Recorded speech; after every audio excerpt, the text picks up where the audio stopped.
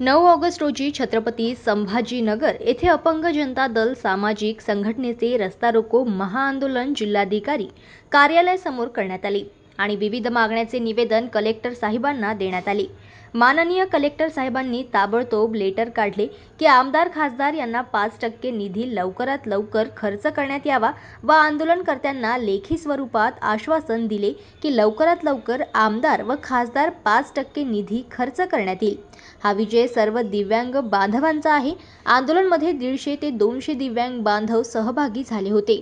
रस्ता रोको घोषणाबाजी झाल्यानंतर ताबडतोब कलेक्टर साहेबांनी आदेश पत्र काढले।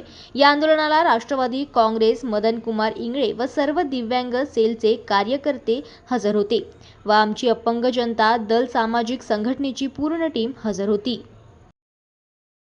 जनमत लाईव्ह न्यूजसाठी छत्रपती संभाजीनगरमधून दिलीप परघट आणि राघोजी पुणगे यांची